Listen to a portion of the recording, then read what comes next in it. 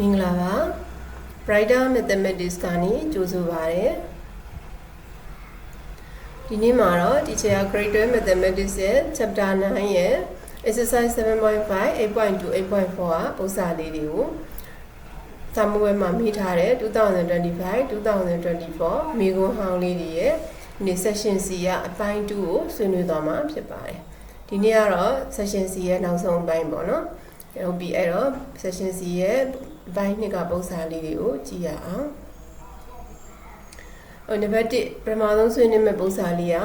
Find the domain and range of the function f of x 2 log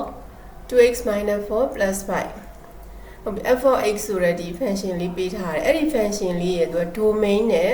range နဲ့ကိုရှာပေးရမှာဟုတ်ပြီအကြောင်းသားအများစုတော့သိပြီးသားပေါ့နော် domain ဆိုတာက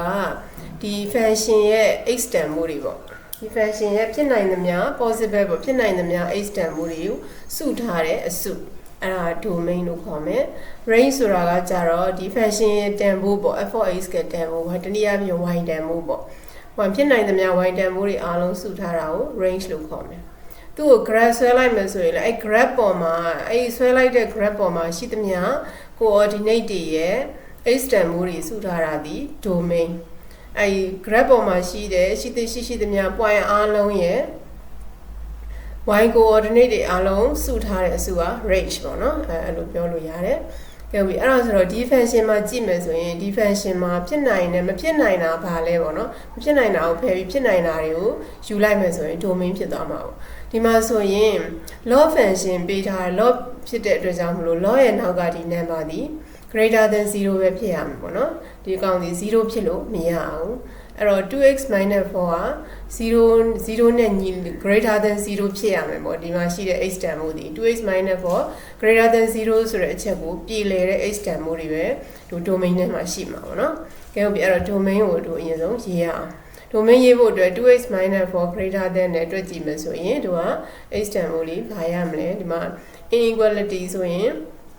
ဟိုဘက်ဒီဘက်ကိုနှစ်ဖက်စလုံးကိုတူညီတဲ့တန်ဖိုးတွေပေါင်းချင်းနှုတ်ချင်းဒီ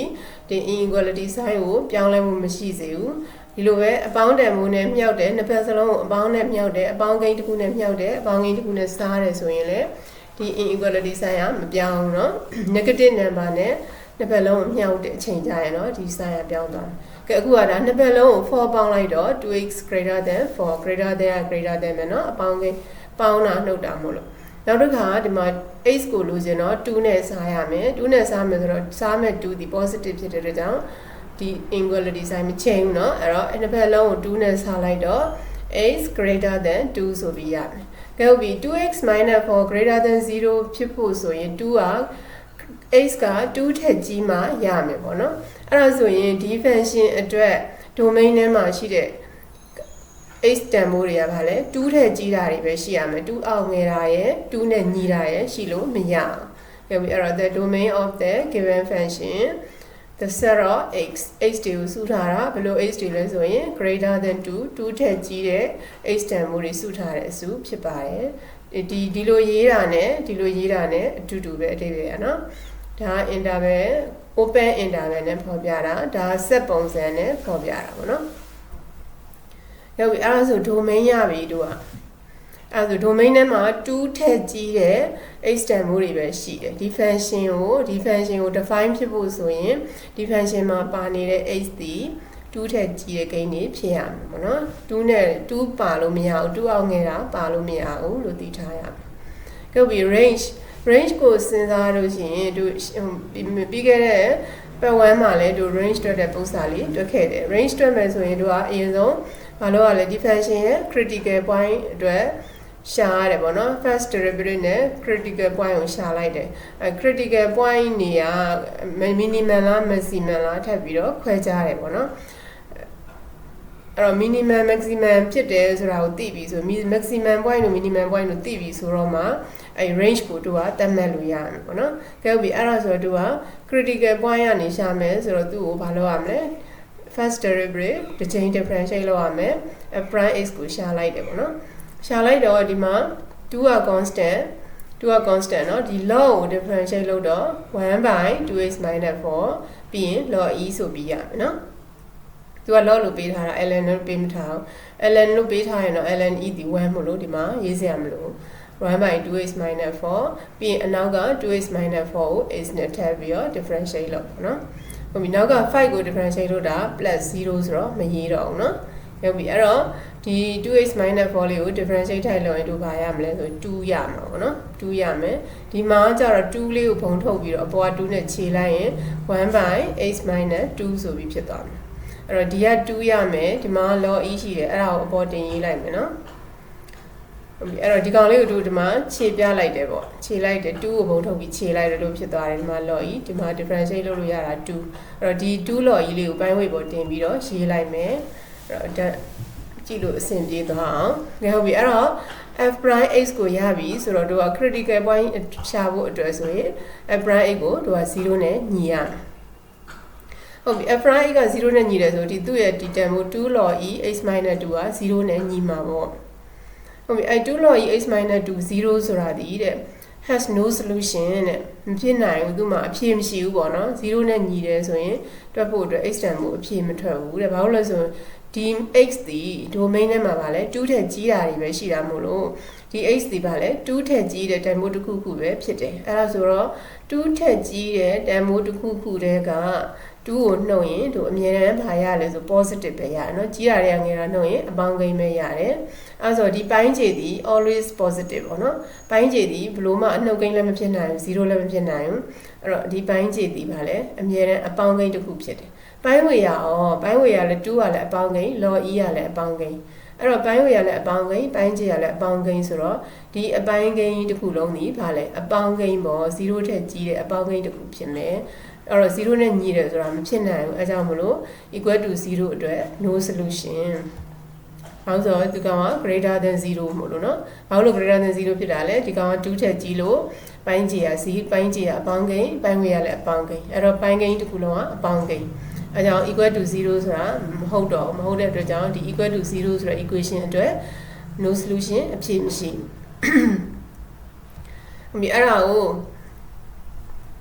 x က greater than 2ဖြစ်တဲ့အတွက်ကြောင့်မို့လို့ဒီ f prime x equal to 2 log e x minus 2ဒီပါလေအမြဲတမ်းအပေါင်းကိန်းဖြစ်တယ်ပေါ့နောက်ဖြည့်ရှင်းချက်အနေနဲ့ရေးမယ်ဆိုရင်ဒီလိုရေးလဲရတယ်ပေါ့နော်ဒီလိုရေးလဲရတယ်အဲ့တော့ f prime x ဒီအမြဲတမ်းပါလေ positive ဖြစ်နေတယ်ဟုတ်ပြီအဲ့ဒါဆိုတော့တို့က critical point ဖြစ်ဖို့ဆိုရင် f prime x က0နဲ့ညီရမယ်0နဲ့ညီပြီးတော့တို့ရှာမယ်ရှာတော့အဖြေမရအောင်သူ့အတွက်အဲ့ဒါဆိုရင် f prime x undefined ဖြစ်တဲ့ case အတွက်ကိုစဉ်းစားကြည့်မယ်နော်အဲ့ဆိုရင် critical point ဖြစ်နိုင်တာ2မျိုးနော် f prime x 0ဖြစ်တာရဲ့ f prime x undefined ဖြစ်တာရဲ့ f prime x ဒီ f prime x undefined ဖြစ်ဖို့ဆိုရင်သူ့ရဲ့တန်ဖိုးကဒီပိုင်းခြေ0နဲ့ညီရင် undefined ဖြစ်မှာเนาะအဲ့တော့ပိုင်းခြေ0နဲ့ညီတယ်ဆို x minus 2က0နဲ့ညီရင် f prime x ဒီ undefined เนาะအဲ့ဒါဆိုရင် x တန်ဖိုးကဘာဖြစ်သွားမလဲ2ပေါ့เนาะ x minus 2 0နဲ့ညီတယ်ဆိုရင် f prime x ဒီ undefined ဖြစ်သွားမှာဘာလို့ဆိုတော့သူ့တန်ဖိုးရဲ့ပိုင်းခြေက0နဲ့ညီသွားရင် undefinedအဲ့ဆိုရင် x ကဘာဖြစ်မှာလဲ2ဖြစ်မှာပေါ့အဲ့တော့တခါတည်းတို့ကရေးလိုက်မယ် x တန်ဖိုး2ဖြစ်တဲ့အခါမှာ f prime x ဒီ undefined ဖြစ်ပါတယ်ဟုတ်ပြီဒီမှာ domain ထဲမှာတို့က2ပါလား domain ထဲမှာ2မပါအောင်เนาะ2ထက်ကြီးတာတွေပဲပါတယ်2မပါအောင်2အောင်ငယ်တာမပါဘူးဆိုတော့ x တန်ဖိုး2ဖြစ်တဲ့အချိန်မှာ undefined ရတော့ဟုတ်ပါပြီဒါပေမဲ့သူ့ရဲ့ domain ထဲမှာ2ကမပါဘူးဆိုတော့ဒီအဖြေကိုလည်းတို့ယူလို့မရအောင်ပေါ့เนาะ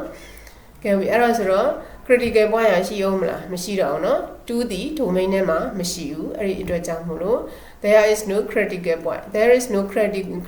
point critical point မရှိဘူး for the given function for the function f of x for the given function ဘယ်လိုရေးရပေါ့เนาะ function f of x ဆိုရင်လည်း for the function f of x g of x ဆိုရင်လည်း for the function g of x ဒါမှမဟုတ်လည်း for the given function လို့ရေးလိုက်ပါပဲပြရเนาะအဲ့တော့ undefined အတွက်x တန်ဖိုး2ကလည်း domain ထဲမှာမရှိတဲ့အတွက်ကြောင့် critical point ဖြစ်ယူလို့မရဘူး f prime 0နဲ့ညီလိုက်တော့လဲညီလို့0နဲ့ညီတယ်ဆိုတဲ့အတွက်ညီတဲ့ equation အတွက်အဖြေရမရှိဘူးအဲ့တော့ critical point တို့ရှာလို့မရအောင်เนาะ critical point မရှိဘူးဆိုတော့ဒီ critical point နေရာနေမှာတို့က minimum maximum ကိုထပ်ပြီးဆုံးဖြတ်တာ critical point မရှိဘူးဆိုမှတော့ minimum point maximum point ရောရှိအောင်မလားဆိုတော့မရှိဘူးเนาะ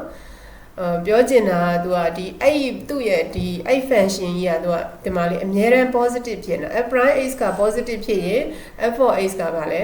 increasing เนาะတို့တာသိပြီးသား f prime x က positive ဖြစ်ရင် f for x က increasing f prime x ကအများရန် positive ဖြစ်တာเนาะအချိန်တိုင်းကို positive ဖြစ်မှာအများရန် positive ပဲခုနကဆန်းစစ်ပြီးသွားပြီ x က greater than 2 ဖြစ်တဲ့အတွက်ကြောင့်သူကအများရန် positiveဒီကျေသူ့ရဲ့ derivative term ကို positive ဖြစ်တယ်ဆိုရင်အဲ့ဒီ function ဒီ increasing ဆိုတာတို့ဇယားနဲ့တွက်တဲ့ပုံစံတွေမှာအများနဲ့တွက်တယ်လေအဲ့တော့နောက်တစ်နည်းပြော critical point လည်းမရှိဘူး f prime x ကလည်း increasing f prime x ကအများနဲ့ positive ဖြစ်တဲ့အတွက်ကြောင့်မလို့ function f for x ကလည်း always increasing အများနဲ့ increasing ဖြစ်နေမှာ x term ကိုကြီးသွားတယ် y term ကိုကြီးသွားမယ် x term ကိုနည်းနည်းလေးကြီးသွားတယ် y term ကိုလည်းကြီးသွားမယ် increasing ပေါ့နော်ဟုတ်ပြီအဲ့ဒါဆိုရင် h term ကိုကြီးသွားတိုင်းဒီ f of h term ကကြီးသွားမယ်ဆိုတော့ဒီကောင်ဒီတောက်လျှောက် increasing function ဖြစ်နေပါဆိုတော့ y term ကိုဒီပါဖြစ်လေ infinity အဆုံးမရှိဘူးပေါ့နော်အဲ့ဒါဆိုတော့ minimum point turning point မရှိဘူးပေါ့ဒီ graph ကဟို sin graph cos graph လို့မနှိမ့်လိုက်မြင်လိုက်နှိမ့်လိုက်မြင်လိုက်အဲ့ဒါမျိုးမဟုတ်ဘဲနဲ့တသမတ်ထဲသူကမြင့်တက်သွားတယ် graph မျိုးเนาะအဲကြောင့်မလို့သူ့မှာ minimum point maximum point မရှိဘူးထို့ကြောင့် the function f of a has no minimum point or no maximum point minimum point လည်းမရှိဘူး maximum point လည်းမရှိဘူး sin graph တို့ cos graph တို့ဆိုရင် line ပုံစံဆိုတော့ minimum maximum point တွေကအများကြီးရှိတယ်သူကမြင့်တက်သွားလိုက် increasing ဖြစ်လိုက် decreasing ဖြစ်လိုက် function က increasing ဖြစ်လိုက် decreasing ဖြစ်လိုက်ဆိုတော့ minimum point maximum point တွေအများကြီးရှိတယ်ဒီလိုမျိုး log function တွေကြတော့သူကတစ်ဆက်ထဲထောင်တက်သွားတာเนาะအဲ့တော့ x term ကိုမြင်ကြည့်သွားတိုင်း y term ကလည်းလိုက်ကြည့်သွားတာ increasing အများနဲ့ increasing ဖြစ်တဲ့အတွက်ကြောင့်သူဒီ minimum point maximum point မရှိဘူးเนาะ critical point လည်းမရှိဘူး critical point မရှိမှတော့ minimum maximum လည်းဘယ်လို့မှမရှိနိုင်เนาะအဲ့တော့ critical point မရှိလို့ minimum maximum point မရှိတာလည်းဖြစ်တယ်လို့ဒီ function ကအများနဲ့သူ့ရဲ့ derivative ကအများနဲ့ positive ဖြစ်တဲ့အတွက်ကြောင့်မလို့ဒီ function ကအများနဲ့ increasing ဖြစ်တယ်အဲ့ကြောင့်လည်း minimum maximum point ကမရှိနိုင်ဘယ်ဘက်ကပဲစဉ်းစားပါเนาะဟုတ်ပြီအဲ့တော့ဒါလေးကိုနားလည်မယ်ထင်တယ်အဲ့တော့ the range ကဘာဖြစ်လဲအဲ့တော့သူ့ရဲ့ range က y term ကိုကအမြဲတမ်းဘာဖြစ်လဲမြင့်တက်သွားတာတောက်လျှောက်ပါနော်ဒီအောက်ဘက်ကိုလည်း h term ကိုသူကဒါပေမဲ့အဲ့သူ့ရဲ့ sum total က x = 2ပေါ့သူက y term h term ကတော့2မပါဘူး2ထက်ကြီးတာတွေပဲဖြစ်တဲ့ကြောင့်မလို့h term ကတော့2ရဲ့ညာဘက်မှာပဲရှိမယ် graph ပေါ်က h term တွေနော်ဒါပေမဲ့ y term ကတော့ဟိုအောက်ဘက်ကိုလည်းအဆုံးမရှိဘူးအပေါ်ဘက်ကိုလည်းအဆုံးမရှိဘူးသူကအဲ့လိုသွားမှာအဲကြောင့်မို့လို့ the range of given function y term တွေစုထားတဲ့အစုเนาะ range ကအဲ့တော့ y term ဒီအပေါင်းဘက်ကိုလည်းအနှုတ်အဆုံးမရှိအနှုတ်ဘက်ကိုလည်း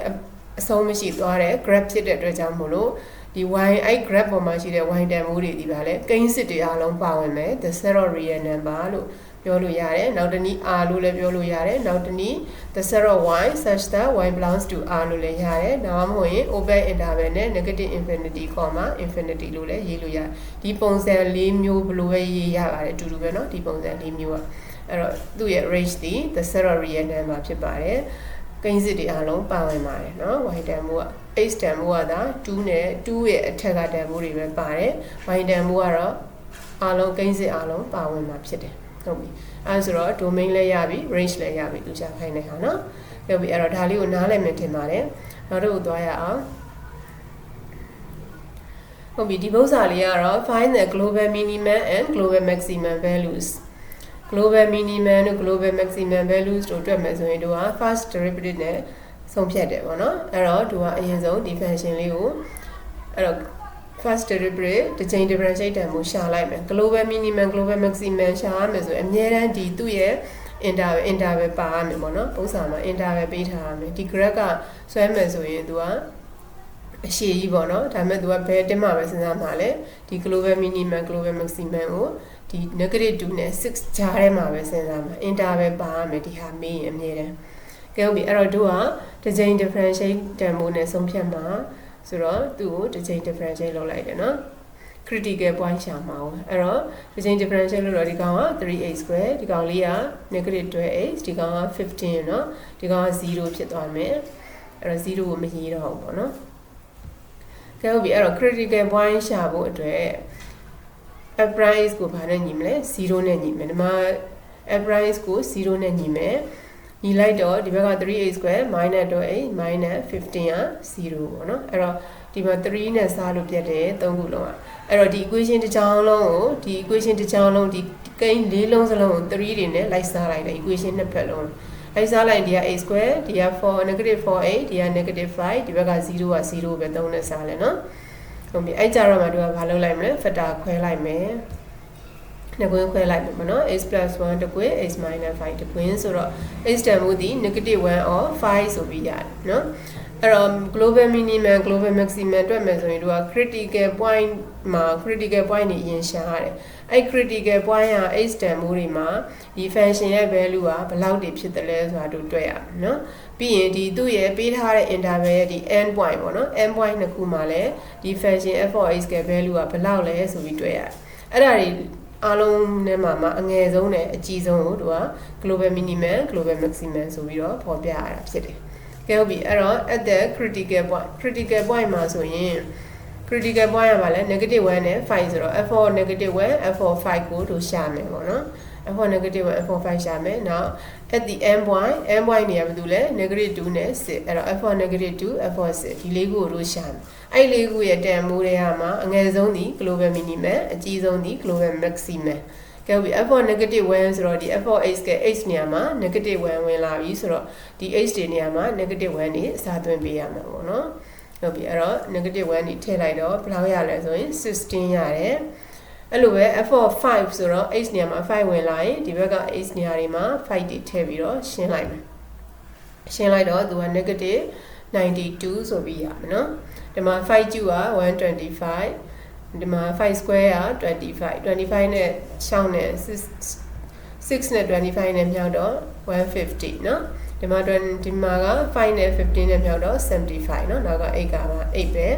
အဲ့တော့ရှင်းလိုက်တော့ -92 ဆိုပြီးရတယ်ကဲပြီ alpha -2 ဆိုရင်လည်းဒီတိုင်းပဲ x နေရာမှာ -2 ဝင်တော့ဒီ x တွေနေရာမှာ -2 တွေလိုက်ထည့်ရပါတယ်เนาะဒါလေးရတော့ဟုတ်ပြီအဲ့တော့ तू က6ရတယ်နောက်တစ်ခါ f of 6ဆိုတော့ဒီမှာ x နေရာမှာသူ6တွေစားသွင်းမယ်သွင်းလိုက်မယ်เนาะ6 3တက်က216 6နဲ့ထက်နဲ့ရှိရ6နဲ့မြောက်တော့6 3တက်လို့ပဲ216ပေါ့เนาะဟို6နဲ့15နဲ့ဆို15 6 4 90 8က8ပဲเนาะအဲ့တော့ဒီ216နှစ်ခုကကျေသွားမှာပေါ့90တွေက plus -90 plus 8ကိုပဲရှင်းရမယ်เนาะအဲ့တော့ -82 ဆိုပြီးဖြစ်မယ်เนาะကဲဟုတ်ပြီအဲ့ဒီ၄ခုမှာဘယ်သူကအကြီးဆုံးလဲဆိုတော့အပေါင်းတန်မိုးတွေကကြီးတာပေါ့နော်အပေါင်းတန်မိုးမှာ6နဲ့16ဘယ်သူကြီးမလဲ16ကကြီးမယ်အနှုတ်တန်မိုးမှာဆိုရင်လည်း -90 နဲ့ -82 နဲ့ဘယ်သူကပုံငယ်လဲအနှုတ်တွေကငယ်တယ်အဲ့အနှုတ်ထဲမှာဘယ်သူပုံငယ်လဲ -92 ကပုံငယ်မယ်အပေါင်းထဲမှာ16ကပိုကြီးတယ်ကဲဟုတ်ပြီဒီ၄ခုထဲမှာအငယ်ဆုံးဒီ -92 အကြီးဆုံးဒီ16ဟုတ်ပြီအဲ့တော့အငယ်ဆုံးက global minimum အကြီးဆုံးက global maximum အဲ့တော့အဖြေရေးပေးလိုက်မယ် the global minimum value က -92 the global maximum value က16ဆိုပြီးရတယ်နော်အဲ့တော့ global minimum global maximum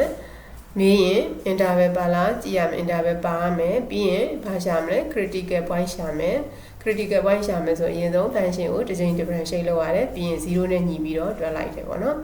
အဲ့တော့ -1 or 5 ရအဲ့တော့ critical point က two possible ways เนาะ applied 0ဖြစ်စေတဲ့ point ရှိသလို undefined applied ကို undefined ဖြစ်စေတဲ့ point တွေလည်းရှိတတ်တယ်အခုဒီ function မှာဆိုရင် applied ကို undefined ဖြစ်စေတဲ့ gain မရှိဘူးเนาะ x နေရာမှာဘာပဲလာတာအကုန်လုံး define ဖြစ်တယ်เนาะပိုင်းခြေမှာ0ဖြစ်ရင် undefined ဒီမှာပိုင်း gain မဟုတ်တော့ undefined ဖြစ်เสียမရှိဘူးအကြောင်းမရေးတော့ဘူးเนาะဟုတ်ပြီဒါကိုလည်းနားလည်မှထင်တယ်เนาะနောက်တစ်ပုတ်ဆက်ရအောင်နောက်တစ်ပုဒ်က find the equation of the tangent line ရဲ့ equation ကိုရှာပါတဲ့ဘယ် tangent လဲဆို to the curve ဒီ curve ကိုဆွဲထားတာဘယ်နေရာမှာဆွဲလဲဆို at the point 2,4 2,4 ဆိုတဲ့ point လေးမှာဒီ curve ပေါ်က 2,4 ဆိုတဲ့ point လေးမှာထိပြီးဆွဲထားတဲ့ tangent မြင်လေးရဲ့ equation ကိုရှာခိုင်းတာဟုတ်ပြီ tangent equation ဆိုရင် y - 1 equal to m into x minus x1အဲ့မှာ h တွေ y နေရာ equation ဖြစ်တဲ့အတွက်ကြောင့်ပါမှာပဲအဲ့တော့ဘာတွေပဲအစားသွင်းမလဲ y x1 y1 နေရာမှာအစားသွင်းဖို့ point တစ်ခုသိရမယ် point ဆိုတာကလည်းအဲ့ tangent မှာ point ပေါ့နော်ဒါဒီ point ကိုသူကထိပြီးဆွဲတာဆိုဒီ point ဒီ tangent မှာရှိတယ်အဲ့တော့ဒီ 2,4 ဆိုတဲ့ point ကတော့ရပြီနောက်တစ်ခုဘာသိဖို့လိုလဲဆို m တန်မို့ gradient သိဖို့လိုတယ်နော် အဲ့တော့ gradient ရှာမယ်ဆိုရင်ဒီ function ကိုသူကတစ်ချိန် differentiate လုပ်ပြီးတော့အဲ့ဒီမှာ x တန်ဖိုးအစားသွင်းမယ်ပေါ့နော်ကဲပြီအဲ့တော့ function လေးကို curve equation လေးကိုတစ်ချိန် differentiate လုပ်မယ်နော် y prime x အဲ့တော့ဒီကောင်လေးက 4x ဖြစ်မယ်ဒီကောင်လေးက negative 6ဖြစ်မယ်ဒီကောင်က0ဖြစ်သွားမယ် constant ကိုရှိတ်တော့နော်အဲ့တော့ဒီချိန် differentiate တန်ဖိုးက 4x - 6အဲ့တော့သူက2.4မှာရှိတဲ့ tangent ရဲ့ gradient ကိုလိုချင်တာဆိုတော့အဲ့တော့2.4မှာဒီသူ့ရဲ့ gradient တန်ဖိုးဘယ်လောက်လဲ differentiate တန်ဖိုးကဒါ gradient ပဲเนาะသူ့ရဲ့ slope ပဲအဲ့တော့ y prime 2 equal to ဒီ x နေရာမှာ2ထည့်တော့ 8 - 6အဖြေက2ရတယ်အဲ့တော့ဒီ2ဒီမြင်းကွေးလေးကို2.4မှာထိပြီးဆွဲတဲ့ tangent မြင်းရဲ့ gradient เนาะဒီ y prime ဆိုတာဘာလဲ gradient เนาะ slope တန်ဖိုးဟုတ်ပြီဘယ်မှာရှိတဲ့ slope လဲဆိုရင် x တန်ဖိုး2မှာရှိတယ်ဆွဲထားတဲ့ tangent မြင်းရဲ့ slope တန်ဖိုးเนาะtangent မြင်းရဲ့ slope တန်ဖိုးတနည်းအားဖြင့် curve က slope ပဲเนาะ curve ကလည်း curve ခါကြတော့အဲ့2မှာရှိတဲ့ slope ကဲဟုတ်ပြီအဲ့ဒါဆိုတော့ gradient of tangent က2ဆိုတာရပြီဟုတ်ပြီ gradient ရပြီဒီ point ကိုလည်းသိတယ်ဆို equation ရေးလို့ရပြီပေါ့အဲ့ဆိုရင် the equation of the tangent at 2.4 is equation က y - y1 equal to m into x - x1 เนาะအဲ့တော့ x1 y1 နေရာမှာ2 နဲ့ 4ကိုထည့်မယ် m နေရာမှာဒီ2ကိုထည့်မယ်เนาะအဲ့တော့ y - y1 နေရာမှာဗာလဲဒီမှာ y တန်ဖိုး4 x1 နေရာမှာxတန်ဖိုး2เนาะဒါဒီ2ကဗာလဲ gradient 2เนาะကဲဟုတ်ပြီအဲ့တော့ရှင်းလိုက်ဒီကွင်းလေးဝင်မြောက်လိုက်ပေါ့ဝင်မြောက်လိုက်တော့ 2x - 4ပြီးတော့ဒီဘက်က4ကိုတော့ပြောင်းချင်တော့4ပေါင်းလိုက်မယ်နှစ်ဖက်လုံးကို4ပေါင်းလိုက်မယ်ဆိုတော့ဒီဘက်မှာ y ကျန်မယ်ဒီဘက်မှာ 2x ပဲကျန်ကဲပြီအဲ့တော့ဆိုတော့ဒါဒီသူ့လိုချင်တဲ့ tangent equation ဖြစ်ပါတယ်အရန်ကိုလွယ်ပါတယ်เนาะဒီ3မှတ်တန်းလေးอ่ะ point ရလည်းပေးထားပြီးပြီဆိုတော့အစားသွင်းပြီးရှာစရာမလို gradient လေးပဲရှာရတယ်เนาะပြီးရင် equation တန်းရေးလိုက်အောင်မယ်ကဲဟုတ်ပြီအဲ့တော့နောက်တစ်ပုဒ်ဟုတ်ပြီဒီပုံစံလေးကကြတော့သူကရိုးရိုးfunction လေးကိုပေးထားတယ် x နဲ့ y ရဲ့ဆက်သက်ချက်သက်သေပြပါတဲ့ဒီ equation လေးမှန်ကန်ကြောင်းတို့သက်သေပြရမယ်ပုံစံလေးဖြစ်တယ် equation တစ်ခုမှန်ကန်ကြောင်းသက်သေပြပါဆိုရင်ဒီ equation ကြီးကိုတစ်ပြိုင်တည်းချပြီးတော့ဖြည့်ရှင်းလို့မရအောင် equal left side နဲ့ right side ကိုတစ်ခါတည်း equal to ဆိုပြီးချရေးပြီးတော့ဖြည့်ရှင်းလိုက်ရင်လုံးဝအမှတ်ရမှာမဟုတ်ဘူးသူကကြတော့တစ်ဖက်စီဖြည့်ရှင်းရမယ် left side တန်ဖိုးကိုသက်ရှာ right side တန်ဖိုးသက်ရှာအဖြည့်တူရင်ညီတယ်သို့မဟုတ် left side ကိုဖြည့်ရှင်းလိုက်လို့ right side ကတန်ဖိုးထွက်သွားတယ်ဆိုရင်လည်းအဖြည့်ဘာဖြစ်လဲသူတို့နှစ်ခုညီတယ်လို့သူကနောက်ဆုံးမှပြောနိုင်တယ်ဟုတ်ပြီဒါမှမဟုတ်လည်းright side ကတန်ဖိုးကိုရှင်းလိုက်လို့ left side ရတယ်ဆိုရင်လည်း equation နှစ်ခုညီတယ်ပေါ့နော်ကဲဒီမှာကျတော့ဒီဘက်က right side ကရှင်းတယ်ဘာမှလုံးစရာမလိုသူကleft side ကိုပဲတို့ဖြည့်ရှင်းပေးလိုက်ရင် right side တန်ဖိုးထွက်သွားမယ်ပုံစံဖြစ်တယ်။ကဲဟုတ်ပြီအဲ့တော့ဒီဘက်က left side ကိုဖြည့်ရှင်းမယ်ဆိုရင် left side မှာဘာတွေလိုလဲဆိုတော့ dy - dx လိုတယ်။ d square y - dx square လည်းတို့လိုတယ်။အဲ့တော့ဒါလေးတွေအရင်ရှာလိုက်မယ်။ရှာပြီးတော့မှတို့ဒီ left side ကလေးကိုဖြည့်ရှင်းလိုက်မယ်နော်။ကဲဟုတ်ပြီအဲ့တော့ y ပေးထားတယ် dy - dx ရှာမယ် d square y - dx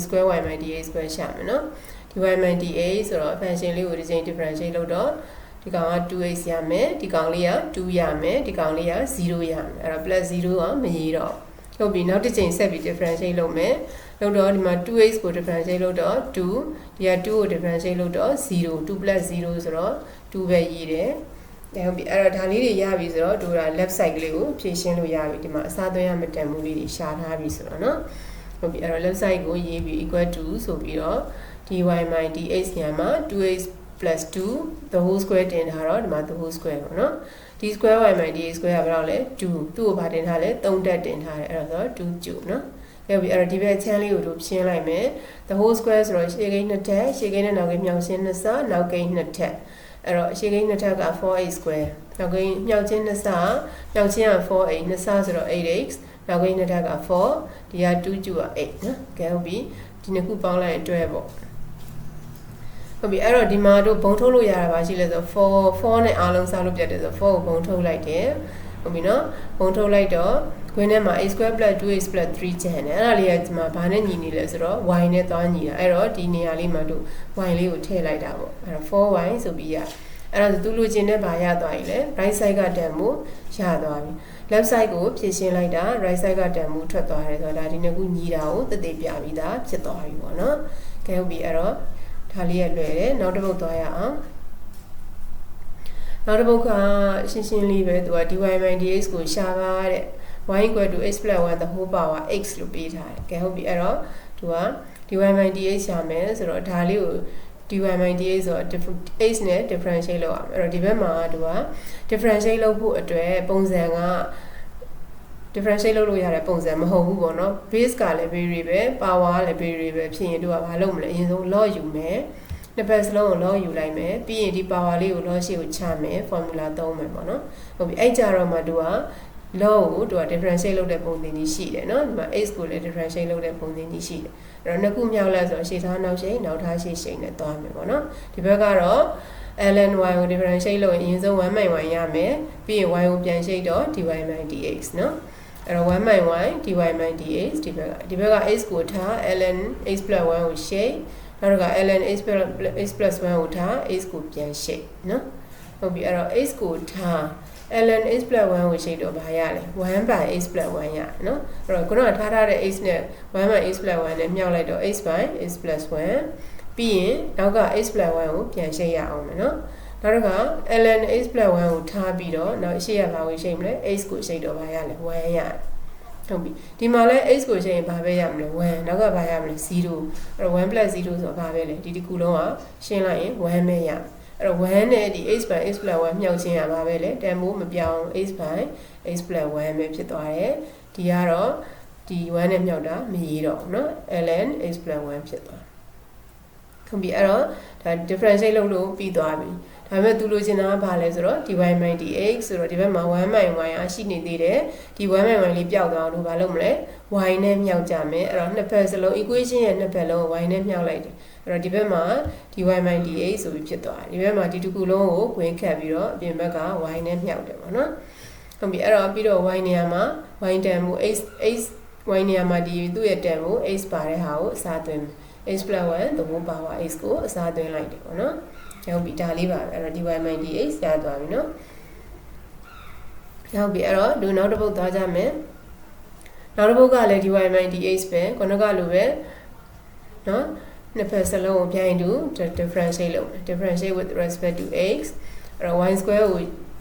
ထား e power x ကိုရှေ့ e power x ကိုထား y square ကိုရှေ့နော်ဒီမှာ ln xy ကိုရှေ့တော့အရင်ဆုံး y - xy ရမယ်ပြီးတော့မှ xy ကိုပြန်ရှေ့တော့ x ကိုထား y ကိုရှေ့ y ကိုထား x ကိုရှေ့နဲ့သွားမယ်ဒီက1ကို differentiate လုပ်ရင်0ရမယ်နော်ကြဟုတ်ပြီအဲ့တော့ y square ကိုထား e power x ကိုရှေ့ e power x ကိုထား y square ကိုရှေ့အဲ့တော့ဒီကောင်ကကျတော့ ln xy ကိုရှေ့မှာဆို1 - xy ပြီးရင် dy by dx ကိုဆက်ရှေ့ဟိုဘက်က1ကိုရှေ့တာ0ကြဟုတ်ပြီအဲ့တော့ဒီမှာ e power x ကို differentiate လုပ်ရင်ဘာပဲရမလဲ e power x ပဲရမယ်အဲ့တော့ e power x y square နော် y square e power x ဒီမှာ y square ကို differentiate လုပ်ရင် 2y အရင်ဆုံး power ရှေ့ချတစ်ချက်လျှော့တော့ 2y ပြီးရင်အောက်ကဒီ base က y ကိုဆက်ရှိတော့ dy by dx အဲ့တော့ 2y dy by dx ဆိုပြီးရမယ်ဒီကောင်ကနော်ဒီကောင်က 2y dy by dx ရမယ်ဒီကောင်လေးကကျတော့ x ကိုထား y ကိုရှိ y ကိုထား x ကိုရှိနေဆက်သွား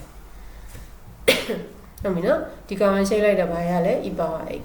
ဒီကောင်ကိုရှိလိုက်တာဘာရလဲ 2y dy by dx ဟိုဒီမှာ x နဲ့ y ကိုရှိတော့ x ကိုထား y ကိုရှိ y ကိုထား x ကိုရှိတော့ဘာရလဲ y နော်ဟုတ်ပြီဒါအားလုံး differentiate လုပ်လို့ပြီးသွားပြီနော်အဲ့တော့သူလိုချင်တဲ့ dy by dx တွေကိုတို့ကစုလိုက်မယ် dy by dx ပါတဲ့ term တွေကိုတခါတည်းပုံထုတ်ပြီးတော့အထဲမှာနောက်ပေါ်ကိန်းတွေကိုစုလိုက်မယ်ဟုတ်ပြီဒီမှာ dy by dx ကိုပါတာဒီမှာတစ်ခုဒီမှာတစ်ခုเนาะအဲ့တော့ dy by dx ကိုအပြင်ထုတ်လိုက်တော့သူ့ရဲ့မြောက်ပေါ်ကိန်း e power x 2y အဲ့တော့ 2y ကိုရှေ့တင်ရေးလိုက်တာ 2y e power x ဒီမှာ dy by dx ကမြောက်ပေါ်ကိန်းကဒီမှာ x အပြင်ဘက်မှာ1 - xy เนาะအဲ့တော့ x နဲ့1 - xy နဲ့မြောက်တော့ x ကျေသွားပြီးတော့1 - y ကျန်เนาะဟုတ်ပြီအဲ့တော့ dy by dx ပါတဲ့ term တစ်ခုအပြီးသွားမပါတဲ့ term တစ်ခုကဒီမှာတစ်ခု y square e power x ကနောက်တစ်ခါဒီ y เนาะ y ကဘယ်သူနဲ့မြောက်တာလဲ1 by xy နဲ့မြောက်တာအဲ့ဒါကိုရှင်းလိုက်ရင် y ကျေသွားပြီး1 by x ဖြစ်เนาะဟုတ်ပြီသူက dy by dx လို့ကျင်တာဆိုတော့ဒီ term တွေဟိုဘက်ပို့မယ်ပြီးရင်သူ့ရဲ့မြောက်ဘက်ကိန်းနဲ့နှစ်ဖက်လုံးကိုစားမယ်เนาะဟိုဘက်ပို့တာမဟုတ်ဘူးနှစ်ဖက်လုံးမှာနှုတ်လိုက်တာပေါ့ဒီဘက်ကနေ y square e power x ကိုနှုတ်တယ်ဒီဘက်မှာလည်းနှုတ်တယ်ဒီဘက်မှာ1 by x ကိုနှုတ်တယ်ဒီဘက်မှာလည်းနှုတ်တယ်เนาะဒီဘက်မှာပျောက်သွားမယ်ဒီဘက်မှာဒါအနှုတ်တွေနဲ့ဖြစ်လာ နောက်တော့ dy by dx လို့ကျင်တော့သူနဲ့မြောက်ထားတဲ့ဒီတစ်ခွင်းလုံးနဲ့နှစ်ဖက်လုံးကိုစားလိုက်တယ်စားလိုက်တော့ဒီဘက်ကကြေသွားပြီ dy by dx ကျန်ဒီဘက်မှာတော့မကြေတော့ပိုင်းကြေမှာဒီကောင်ရောက်လာတယ်ပေါ့နော်ကဲပြီအဲ့တော့သူလိုချင်တဲ့ dy by dx လေးရသွားပြီပေါ့နော်ကဲပြီနောက်ဆုံးလေးတစ်ပုဒ်ကိုကြည့်ရအောင်နောက်ဆုံးတစ်ပုဒ်ကလည်း differentiate the function with respect to x ပဲเนาะ differentiate လုပ်ပေးရမယ် dy by dx ရှာပေးရမှာပဲပေါ့သူလည်းအဲ့တော့ differentiate with respect to x ဒီတစ်ခုစင်ချင်းစီမမှန်ကန်ကန်လို့ differentiate လုပ်သွားလိုက်မယ်เนาะ x ကိုထား e power y ကိုရှေ့ e power y ထား x ကိုရှေ့ဒီမှာလည်းခုနကလိုပဲအရင်ဆုံး log ကိုရှေ့တော့ 1 - xy ပြီးရင် xy ကိုပြန်ရှေ့တော့ x ကိုထား y ကိုရှေ့ y ကိုထား x ကိုရှေ့ sin x ကိုရှေ့တာ cos x เนาะမြန်ဟုတ်ပြီ x ကိုထား e power y ရှေ့ e power y ထား x ကိုရှေ့ log ကိုရှေ့တာ1 - xy ပြီးရင် xy ကိုပြန်ရှေ့မယ်เนาะကဲဟုတ်ပြီအဲ့တော့ဒီကောင်လေးကို e power y ကိုရှေ့တော့ဘာရလဲ e power y ကိုရှေ့တော့ e power y မယ်ပြီးရင်ဒီအပေါ်ထက်ညွှန်း y ကိုပြန်ရှေ့တော့ dy by dx ဟုတ်ပြီဒီမှာ x ကိုရှေ့တော့ဘာပဲလဲ1ပဲဆိုတော့မရေးတော့ e power y မယ်เนาะ1နဲ့မြောက်တော့တန်ဖိုးမပြောင်းဟုတ်ပြီဒီမှာအပြင်ဘက်က1 - xy နောက်မှာသူနဲ့ဘာလို့မမြောက်ထားတာဒီ xy ကိုမြောက်တဲ့တန်ဖိုးเนาะအဲ့တော့ x ကိုထား y ကိုရှေ့ y ကိုထား x ကိုရှေ့ x ကိုရှေ့တော့ဘာရလဲ1ပဲရအဲ့တန်ဖိုးဒီအပြင်ဘက်က1 - xy နဲ့ဒီရှေ့1 - xy နဲ့ဘာလဲမြောက်ထားတာဖြစ်တယ်เนาะဟုတ်ပြီဒီဘက်ကတော့ sin x ကိုရှေ့တာ cos x ရတယ်ကဲခုနကလိုပဲဒီ dy by dx တွေကိုစုလိုက်မယ် dy by dx ပါတဲ့ term ဒီမှာတစ်လုံးဒီမှာတစ်လုံးเนาะဟုတ်ပြီသူ့ရဲ့မြောက်ပုံသူ့ကိုပုံထုတ်လိုက်တော့သူ့ရဲ့မြောက်ပုံကိန်းကြီးကျန်မယ် x e power y ကျန်မယ်ဒီမှာလဲဒီကောင်ကိုထုတ်လိုက်ရင်သူ့ရဲ့မြောက်ပုံကိန်း x က1 - xy ရဲ့ကျန်ခဲ့တယ်အဲ့တော့ x by xy ဆိုတော့ဘာပဲလဲ1 by 1 x ကကြည်သွားတာပေါ် အောက် x ကြည်သွားတယ်เนาะဟုတ်ပြီ y မပါတာ dy by dx မပါတာဘာလို့လဲဒီမှာ e power y ရှိမယ်နောက်တော့ဒီ y နဲ့အပြင်ဘက်က1 by xy နဲ့မြောက်လက် y by xy ဆိုတော့ y ကြည်သွားတော့1 by x เนาะခုနကလိုပဲနှစ်ဘက်လုံးကနေဒီနှစ်ခုကိုနှုတ်လိုက်တယ်နှုတ်လိုက်တော့ဒီဘက်မှာဒီကောင်ပဲကျန်တော့မယ်ဒီနှစ်ခုပျောက်သွားမယ်နှုတ်လိုက်တော့ဒီဘက်မှာကတော့ cos x minus e power y minus 1 by 8ဒီဘက်မှာလာနှုတ်တယ်ပေါ့နော်ဟုတ်ပြီပြီးရင် dy by dx ရှာမရဖို့အတွက်ဒီကောင်နဲ့ဘာလုပ်မလဲနှစ်ဘက်လုံးကိုစားလိုက်မယ်နော်စားလိုက်တော့ဒီဘက်မှာကြေးသွားပြီ dy by dx ကျန်တယ်ဒီဘက်မှာတော့မကြေးဘူးပိုင်းကြေးမှာဒီကောင်ရောက်လာတယ်ပေါ့နော်ကဲဟုတ်ပြီအဲ့တော့ဒီနေ့ကတော့2025-2024 ရဲ့မိခွန်းဟောင်းလေးတွေအားလုံးပြီးသွားပြီဖြစ်ပါတယ် session C ရနော်နောက်နေ့မှာ session D ကိုဆက်ပြီးတော့ဆွေးနွေးပေးမှာဖြစ်ပါတယ်ကြည့်ရှုပေးခဲ့ကြတဲ့အတွက်ကြောင့်အားလုံးကျေးဇူးတင်ပါတယ်နောက်ဗီဒီယိုတွေမှာပြန်ဆောင်ကြမယ်နော်